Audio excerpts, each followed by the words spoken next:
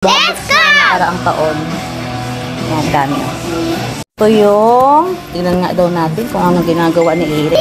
Preschool sa cultural and history. Tara! Wow! Galing ka! Wow! Wow! Ang galing naman pala ng baby namin, no? Excellent! Ang galing niya gumawa, Ngayon lang nakita to ni Mommy at Daddy,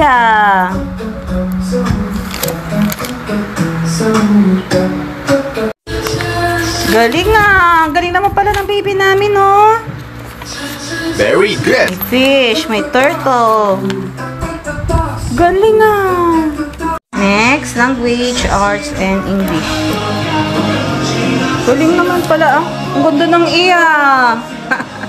Galing ng letter E niya. letter A lang. Oh, orange. U. Reading and phonics.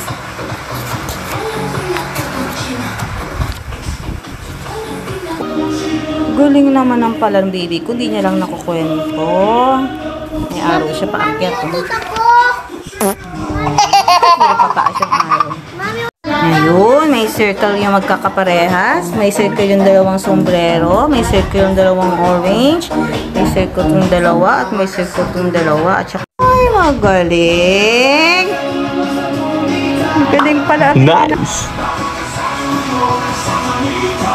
Tapos ito may ekes naman yung magkaiba. May ekes to.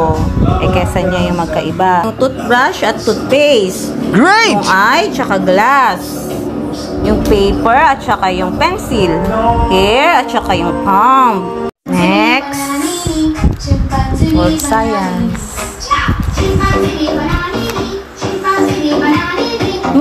Galing naman. Dalawang feet, dalawang ganon. Oops, parang mali ito Ha? Ayun, ito yun Tapos, dalawang. Okay, check lahat Ang galing. Oh, 5/5. Yeah! Galing na baby namin Kakabili ba?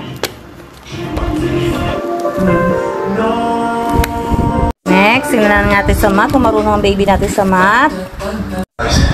Pencil. Ilan ba ang pencil? 9. Galing You can't go outside. Cushion, stay inside. You can't go outside. 10. I literally do not know. Wow! Galing Wow! Nilagyan niya ng mga bilog-bilog. Animals out there. Ano yan? Gulo Ikaw mag-gets. Ang galing Outside, they're not in the house. I love you. Bye-bye!